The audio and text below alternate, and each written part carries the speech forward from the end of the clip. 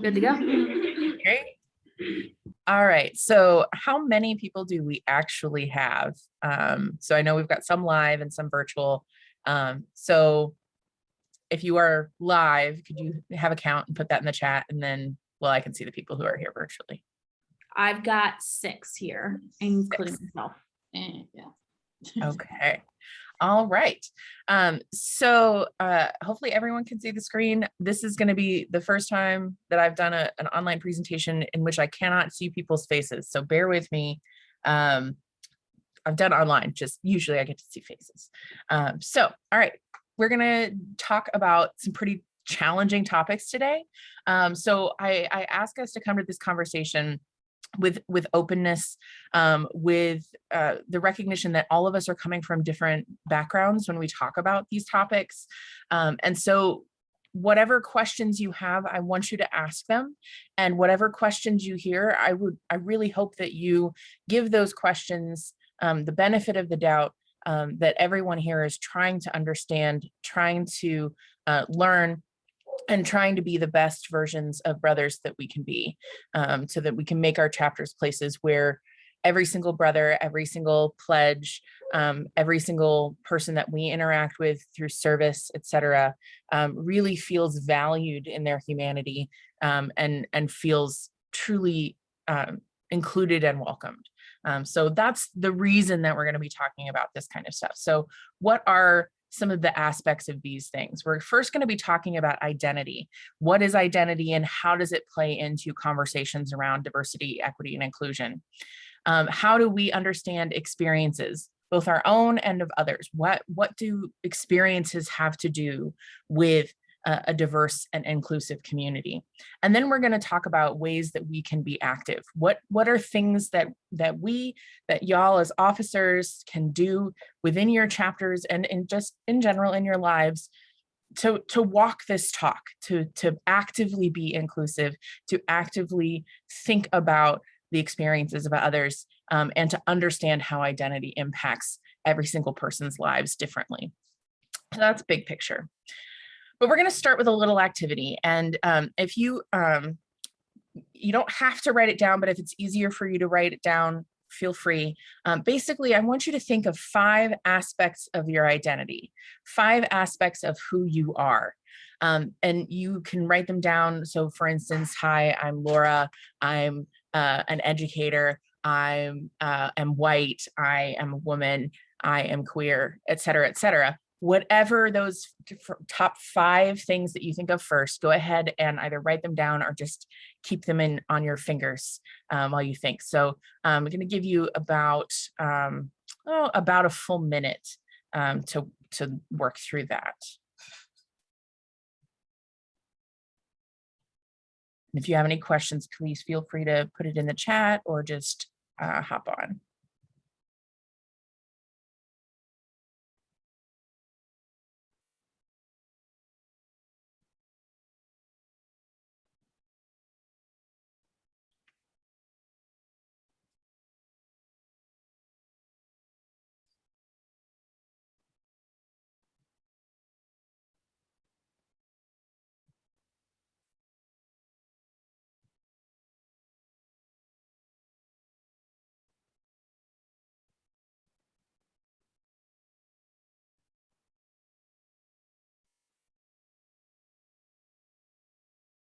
Does anyone need more time?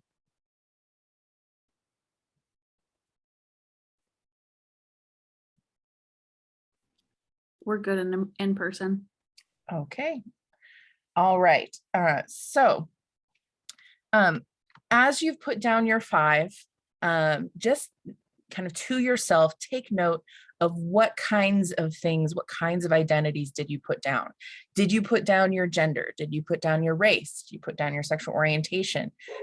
Any of the things that you see on the screen, just take note what types of identity were in your top 5.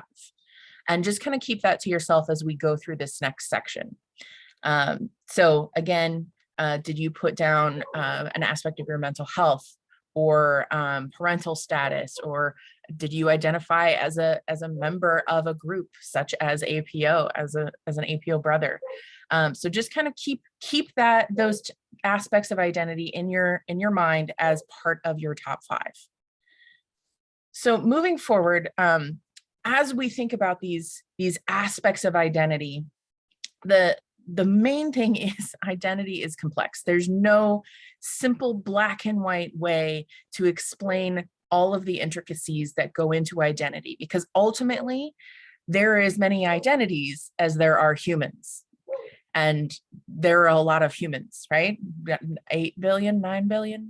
That's not true. Math and numbers are not my thing. And I'm particularly terrible at keeping in mind the numbers of people for some strange reason. But ultimately, I like to use this inaccurate atomic model, because I know that this is not actually what an atom looks like. Again, not a scientist, just a helpful description. So at our center, at our core, this is the unchangeable parts of who we are as individuals. This is our personal attributes, our characteristics, who we are at our core sense of self. And then we have these aspects of social identity: sexual orientation, race, gender, religion, social class, all of those things on that last slide, that list that we saw. Those are all aspects of social identity. And every single one of us has every single one of those social identities. We have a religious identity, whether or not we identify as Catholic or as Jewish or as an atheist. It is a religious identity, even if that religious identity is to not have a religion. Likewise, every single one of us has a race. Sometimes, particularly when it's white people who are having the conversation, we white people can just straight up forget that we have a race, because whiteness is considered so much the default. So we'll often see that white people doing the activity that we just did may not put race in their top 5, because it's not something that they have to think about all the time. And we're going to talk about that kind of having to think about all the time in just a little bit. So we have all of these social identities, and they are movable. They can come close to the core or further away from the core based on the context. So that's our family background, our sociocultural conditions, our experiences, our goals and decisions around career and life. So all of the things that are around our core are movable depending on the context, and the context can change.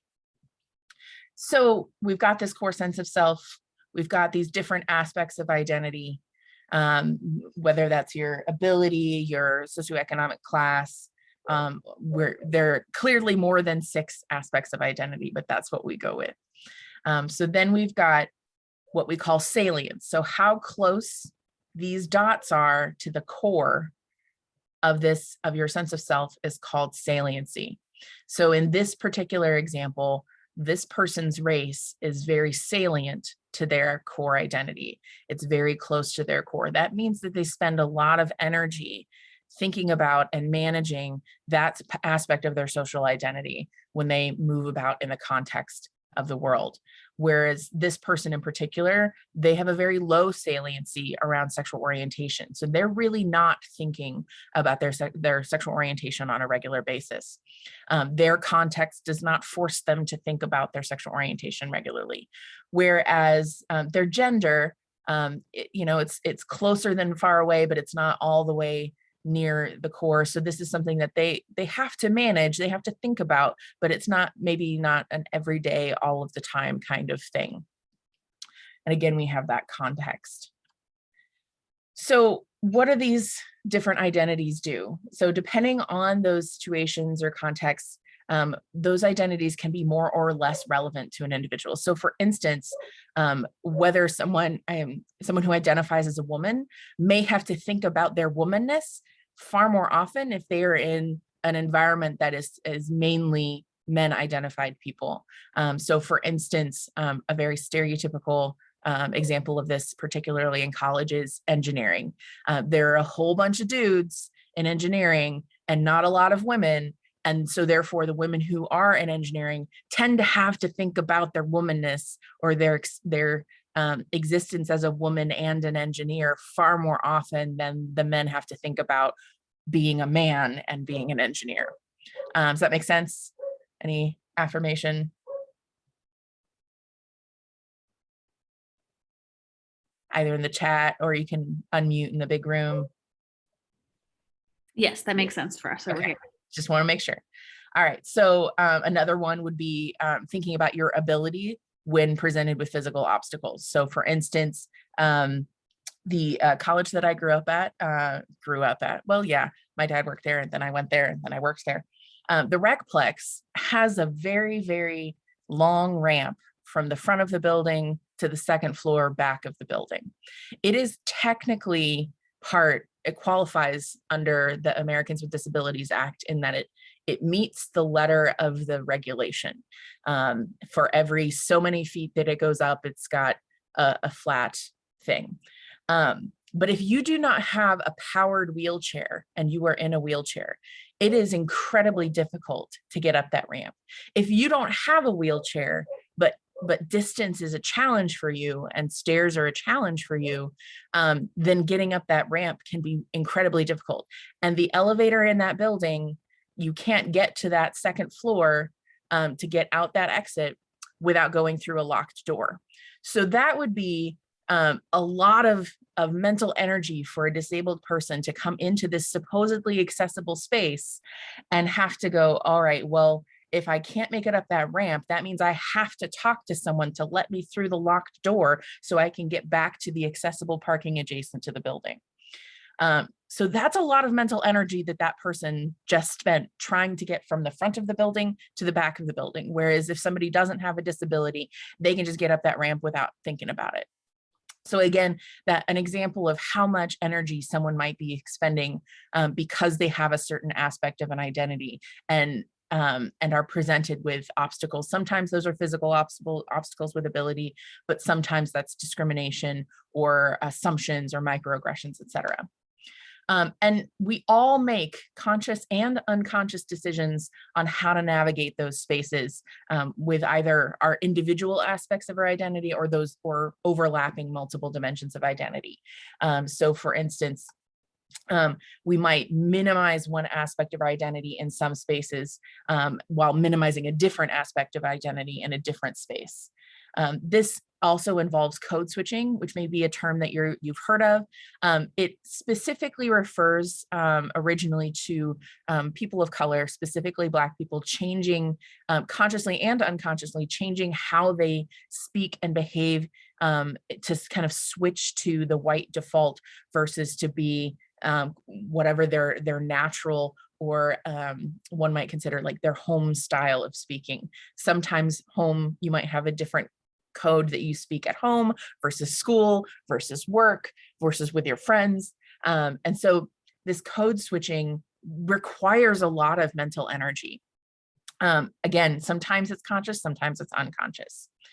And ultimately, the goal for inclusion is that everyone gets to embrace and express all of the aspects of their identity simultaneously. They don't have to pick and choose. So let's come back to this idea of saliency. The saliency, we talked about, we had that reference of the dot being close to the core sense of self. So the importance to that individual of a dimension of an identity, and it can change. So someone could have very little realization or saliency or energy spent on their sexual orientation until something happens in their lives that makes them really aware of their sexual orientation, maybe for the first time. That could be going to an ally training where all of a sudden you realize that you just never really thought about it. Maybe you just defaulted to identifying as straight and it's just not something you've ever spent any time on. Or maybe you experience or see some form of discrimination and you're like, oh, that's not right. Why didn't that happen to me? Well, it happened to me because I have this privileged identity. Or you've never really thought about the fact that you have a queer identity, but all of a sudden someone assumes that you do and does something that makes you really aware of how that identity might present more barriers in your life than you had anticipated. So now you're going to be thinking about that more often than you would before. So that saliency can change. It's not static. It depends on that context, and that context changes as we have experiences going through the world and through our lives. So like I mentioned, we all have all of these aspects of identity. We all have a race, we all have a gender, we all have a citizenship, we all have a familial or parental status. It's just that some of them are going to be far more salient to us than others. We're not necessarily thinking about all of those aspects of identity all of the time.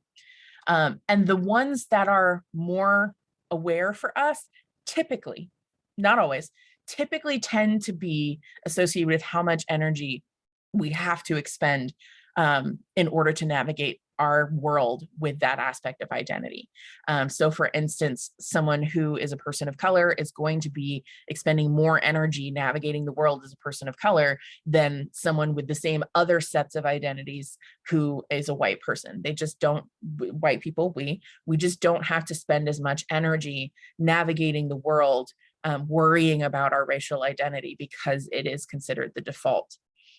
And that goes the same with being Jewish at a Christian college, being disabled when there's not a disability accommodations, being neurodivergent in a room and a classroom meant for neurotypical people. So the being quote unquote the odd one out or other than the default tends to result in folks having to spend more energy navigating that system. So saliency, it typically aligns with marginalized identities. You can see the research where this model of dimensions of identity was created. Lack of salience seemed prevalent among those more privileged identity dimensions. So for instance, heterosexual women had less sexual orientation saliency than non-heterosexual women, according to this study.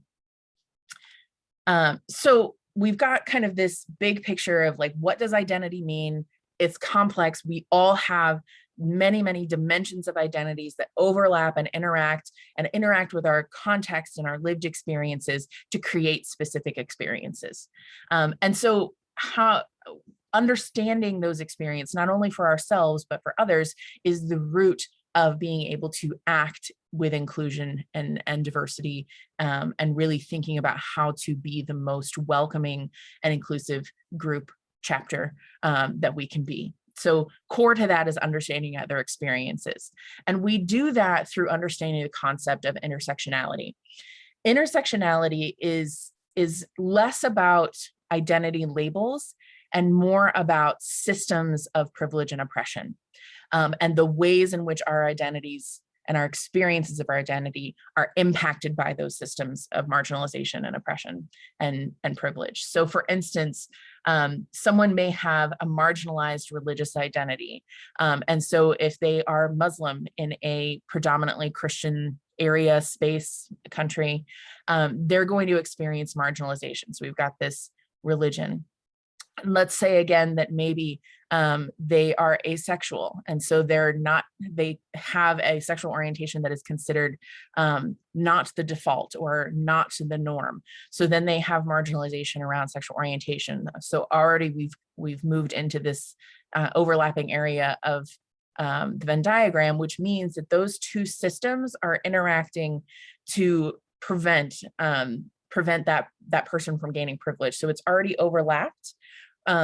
And it's kind of exponential. It's not that you just experience religious oppression and sexual orientation oppression. They combine and compound. So the more marginalized identities you have, the more systems of oppression and privilege that you interact with, the more likely you are to experience oppression and to experience barriers and to have to expend more energy, mental and physical energy, to navigate your world than if you had been living with these privileged identities. So again, intersectionality is about how systems impact identity, and when those systems overlap because someone has more than one marginalized identity, that marginalization, that oppression compounds, and it's much harder than, well, I have a couple of examples. So it's not just the presence of multiple marginalized identities. It's again, that interaction of those marginalized identities within a system.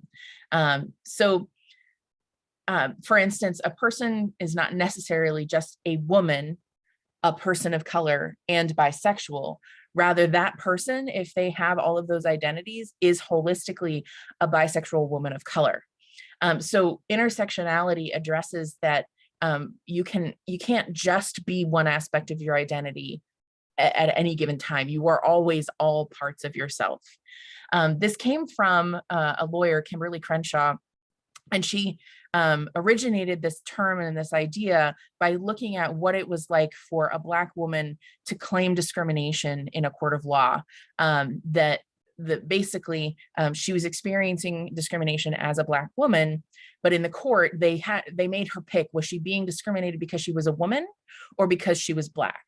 And the defendants basically were saying, well, there are plenty of women at this company who are not experiencing the same thing. So she's not experiencing discrimination because she's a woman. And there are plenty of Black men at this company who are not experiencing this discrimination based on race. So therefore she's not being discriminated against because of being Black, when in reality, she as a Black woman was being discriminated against. And the union of those two aspects of identity were where the discrimination was happening, not the either or. Want to make sure that I'm being a good steward of time. Okay, so what do we do about all of this? First of all, any questions? Any questions about understanding other experiences, about how these identities overlap and interact?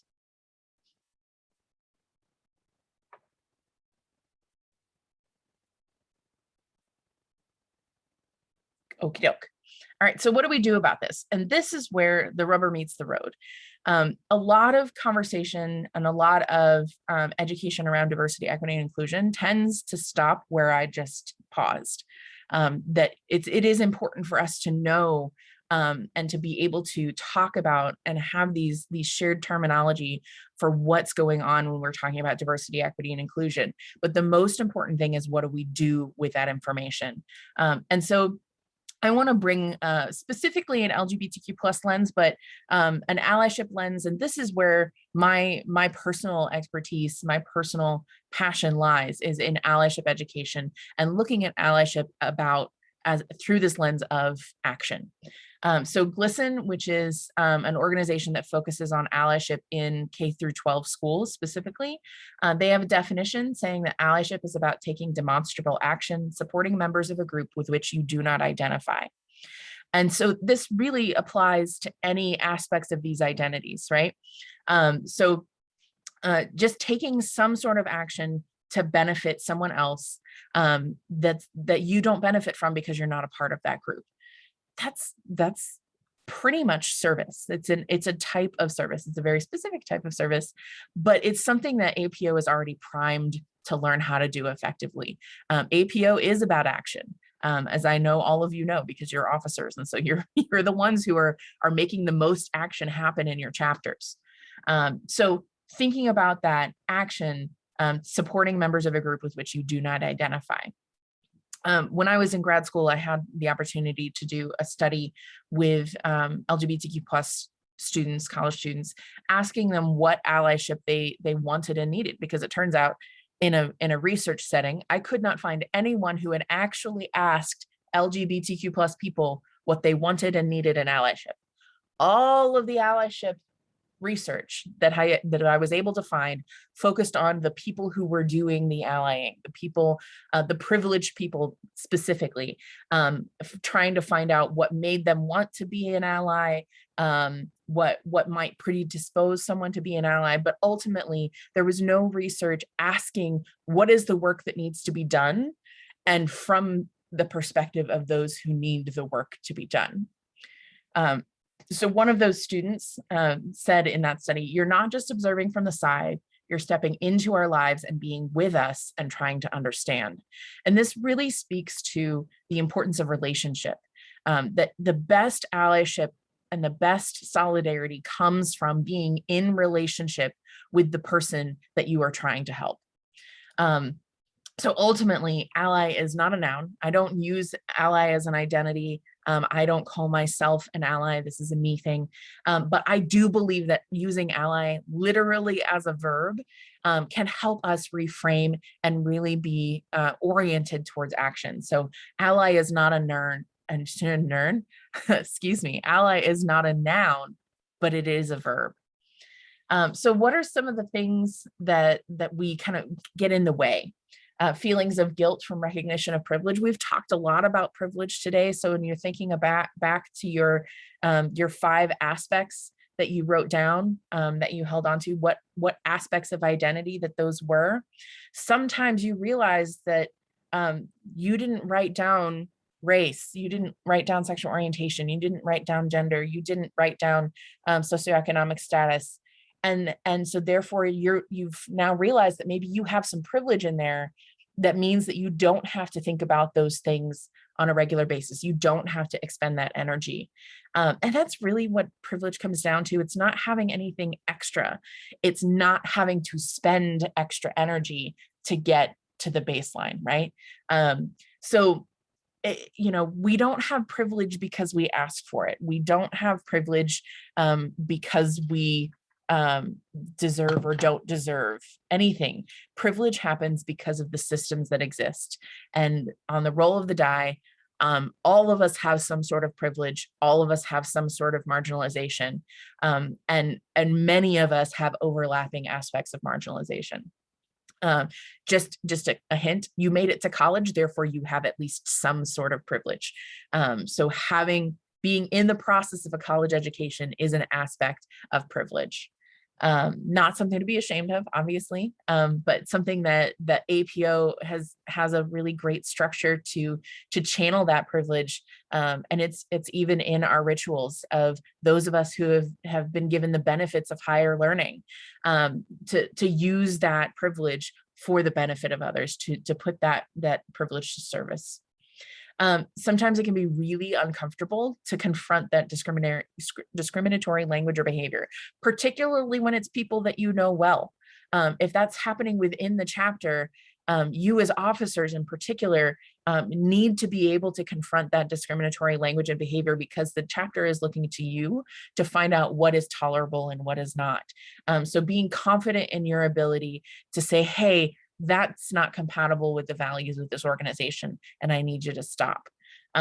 Sometimes, we only ever think about, standing and observing a scene with people that we don't know and someone using terrible language, and that we have to stand up and do it. But ultimately, the best use of our energy is to have those conversations with people that we do have a relationship with.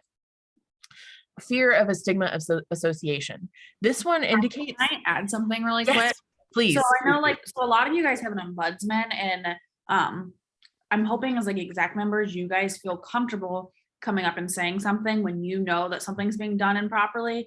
But your regular chapter members that are not on exec may not feel comfortable. And I most often see ombudsman used when it comes to elections, but not necessarily anything else. So this is a huge thing that an ombudsman can be part of when a brother realizes, that event wasn't accessible to me, and maybe they just didn't realize it. That's the kind of stuff that needs to be, that your chapters need to feel comfortable sharing with an ombudsman. That way you guys can better fix the events in the future if we do make mistakes. That way we're learning from our mistakes and can better make events more accessible to everybody, and more inclusive to everybody. So if your chapters don't have an ombudsman, you need to have somebody that's prepared to be in that role, who can serve this role and be a source for people to send stuff to anonymously. That way exec can learn and the chapter as a whole can learn. So please make sure your chapters know that's what this is for, beyond just, I don't think this person should be good for this position because of these experiences I've had. Yeah, absolutely. Having a clear place for people to say, this didn't work or this was wrong. You just gave the example of this event wasn't accessible to me, can absolutely be the same thing as, hey, I keep getting misgendered by this person. I keep having experiences with this person, or I'm worried that we're not having inclusive language here, or So all of those, communicating a clear place for people to raise those concerns is also another really important aspect around chapter operations, whether that's an ombudsman or a sergeant at arms or an advisor, depending on how many your advisors are, how many advisors you have, and how involved they are.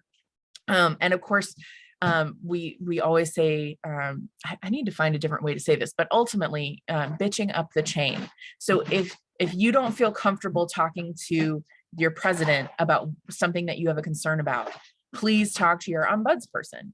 And if you don't feel comfortable talking to them, talk to your section chair. If you don't feel comfortable talking to them, you can talk to an advisor or vice versa, or talking to Brittany as the region chair. So keep going up this chain until you feel comfortable talking to someone.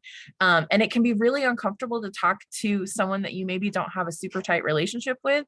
But I guarantee if it's in the hierarchy of the organization of APO, you're gonna get a good response. You're gonna be able to talk to someone who can counsel you and say, hey, I'll be with you when you talk to this person.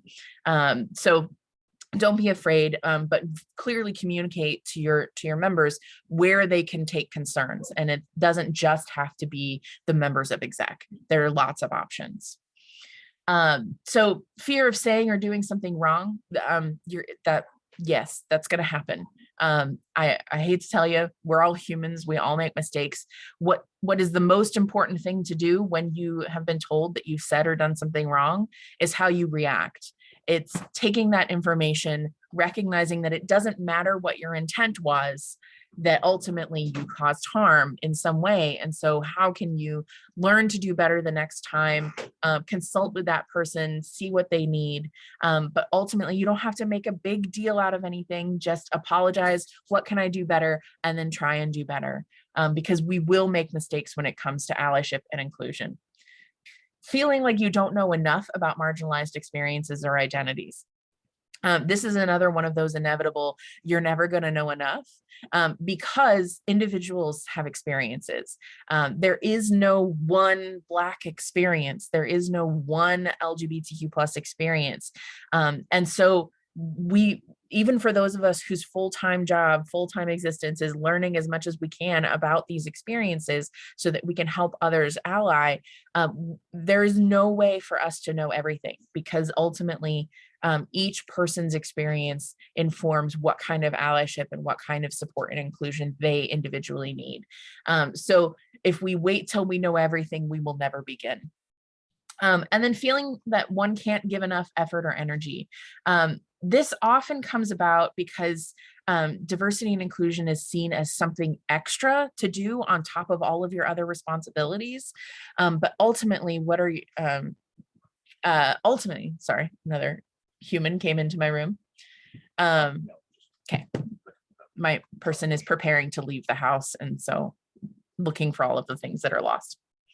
One can't get it. Okay, so diversity and inclusion is often seen as this extra thing that you do on top after you've done all of your other things, when in reality, diversity and inclusion should be woven through all of the things that you are already doing. So it's sometimes it is a little extra, but that little extra is, okay, we're going to be ordering pizza for everyone.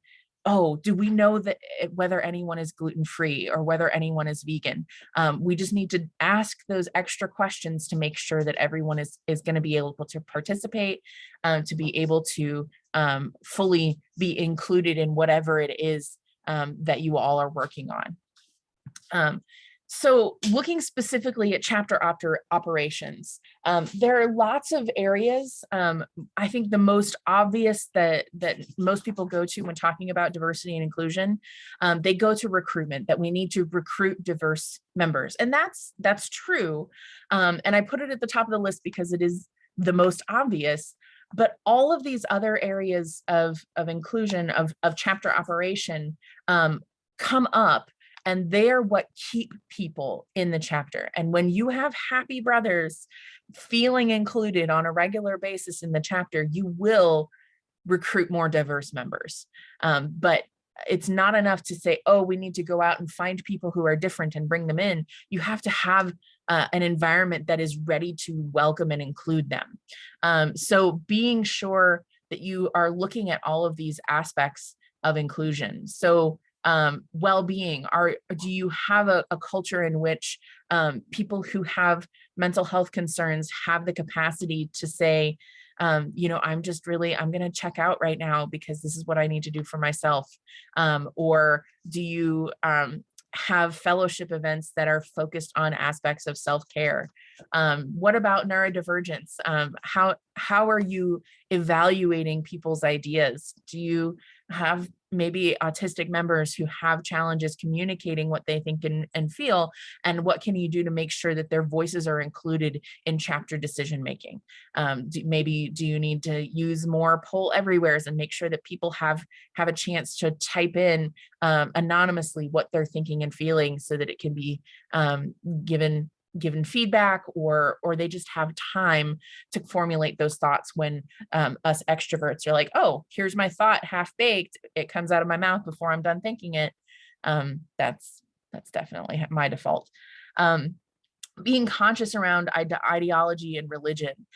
These are really sensitive topics, as I'm sure you all know, especially in the divisive culture that we have in the broader sphere now. However, they are important to recognize that they are there.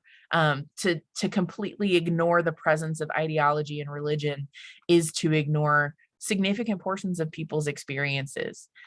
So for instance, making sure that that you're not using religiously specific language, that you've checked with your members when you're doing some of the ceremonies that have the optional prayer. Is that something that they're going to be okay with? What do they need in order to feel like they're not going to be left out of the conversation? Ideology, conversations about who you're going to vote for can be really fraught. But it's really hard to separate ideology from your desire to serve. And since we're all at APO to serve, the ideology is a big part of what drives us. So being able to talk about it as a thing without it becoming a conflict, challenging, but I think important to recognize that not every single person in the chapter is going to share the same ideology.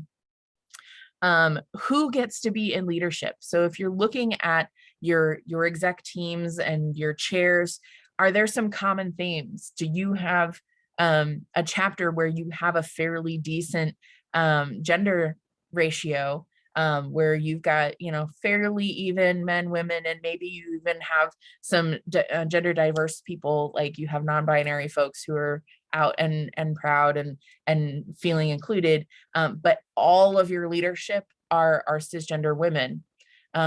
That indicates that there's some barrier to diverse leadership.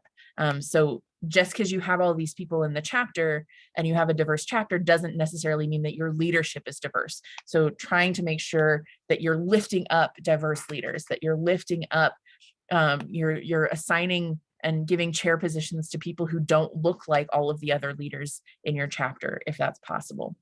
Look like being a relative term. It's not just skin color, it's all of these aspects of identity that we've talked about. And also remembering to be inclusive of guests. We don't just gather with brothers and pledges. We also often will have speakers from the organizations that we work with come into chapter meetings, parents and friends, siblings. Anytime we have guests, being mindful of what is their experience like within our group. This can go very similar to how you might make sure that you're being inclusive for recruitment and things like that, but just remembering that not everyone is an APO brother and they don't all get it. And so even just using more descriptive language instead of using all of our acronyms. So instead of saying APO and AGX, you might say Alpha Phi Omega and the chapter of Alpha Gamma Xi. That's the only chapter I remember because it's my chapter, sorry. Shout out to any AGX brothers who are here. Questions. Now I think we've got maybe 5-10 minutes for questions. I just wanted to point out that you brought up like rituals, and that I am so guilty of this, like where I totally, and we have some petitioners on here, but there's a national anthem portion where I'm like, oh crap, like I've got somebody that I know has a different national anthem, but I don't want to put them on the spot now and be like, hey, did you want to say your national anthem? Like Right. you have to be prepared for that in advance. Same thing with the religion.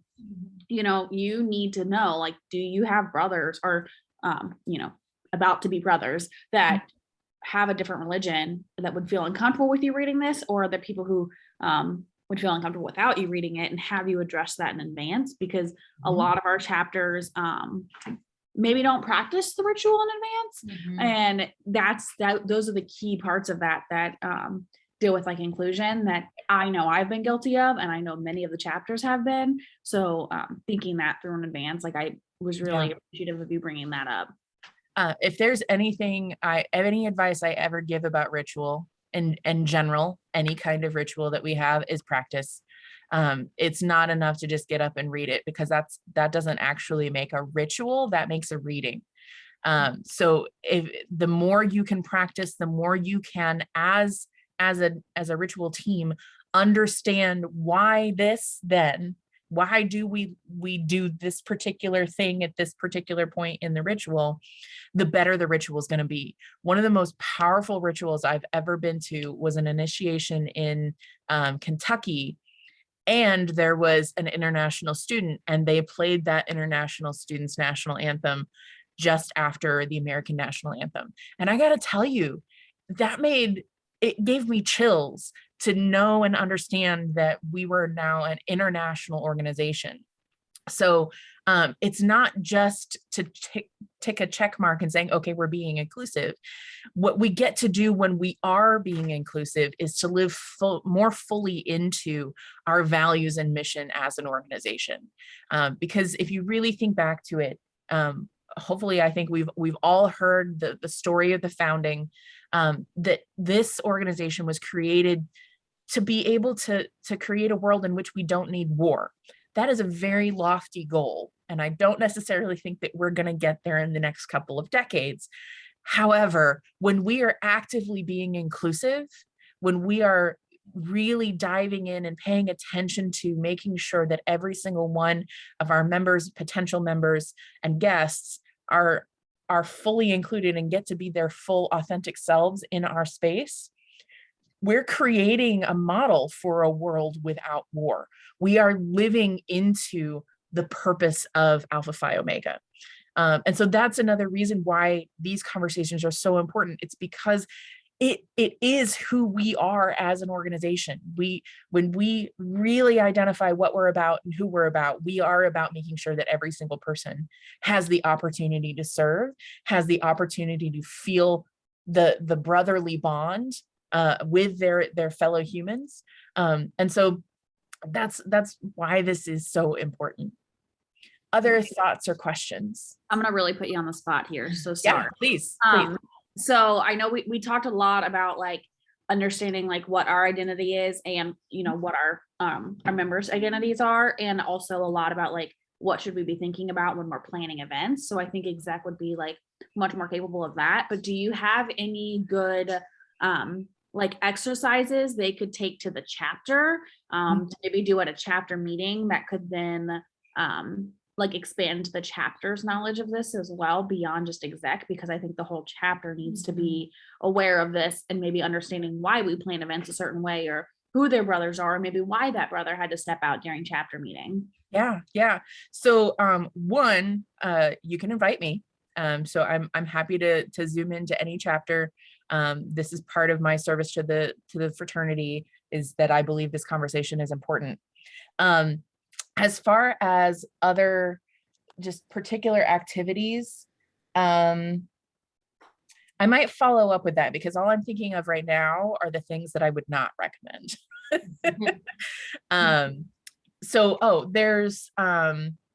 There's an activity called What's in Your Backpack that specifically is looking at race, but it is a great model, and there are different versions of it.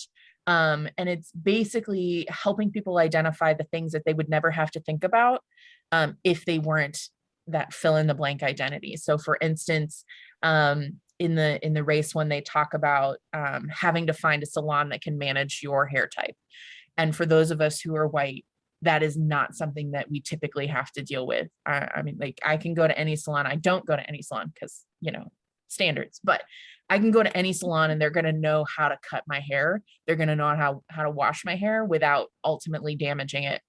Whereas Black people with Black hair, Black person hair, they can't just go anywhere. They have to go somewhere that has specific expertise, and that requires more energy to find. You have to, you may not live close to a place like that. So it just helps, that activity helps us identify kind of what our blind spots are, what privilege has blocked from our view in understanding the experiences of others. So the backpack activity, and then I think in addition, each of your schools likely have someone on your campus paid to do this work and to educate around diversity, equity, and inclusion. So inviting them in, that not only does that give you utilize resources on their campus that probably already exists. And if you don't know where to go, I'm happy to help you find the right person on your campus. I speak higher ed, so I can help you with that. But that also shows your institution that this is something that you all care about. So it also furthers the relationship between you and your institution, which can only help you serve your campus better, can only help you get things that you need from your institution in order to do the work of the chapter more effectively. So having that kind of profile with your institution would certainly be helpful as well. Is that helpful? Yeah. Yes, thank you. Yeah. Other thoughts and questions?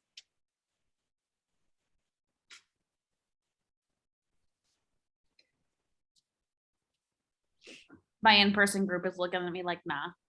Okay. All right. So if you do have any questions, or you've got a particular situation in mind that you really don't want to talk about right now, and you're not sure that you're ready to take to a section chair, feel free to email me. I'm really good at talking through, like, what is this particular situation? How might we respond or deal with it?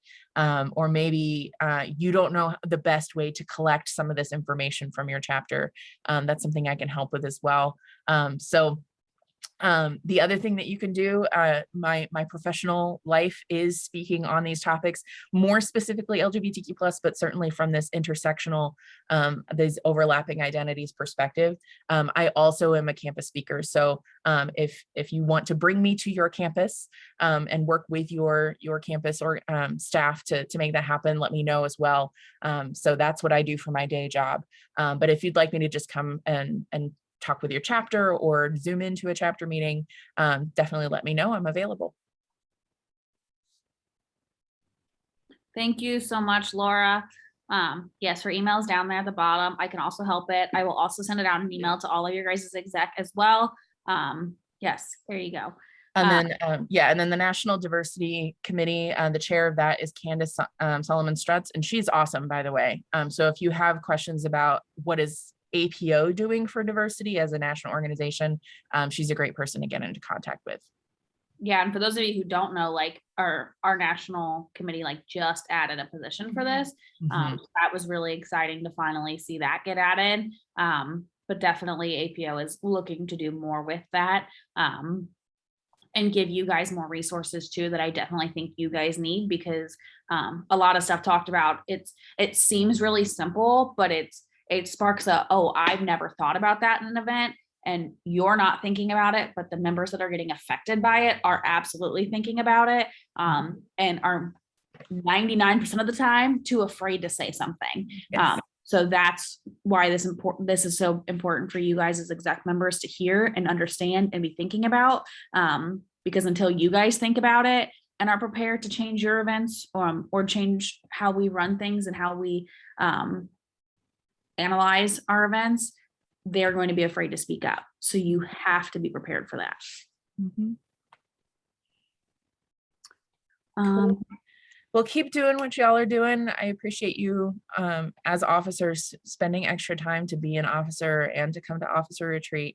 I know it's a lot to ask, especially with the number of things that you all have going on as students these days. But just know that just me, the random advisor from the region, really appreciates your work and your service to the fraternity to be here and to be doing this work. So thank you.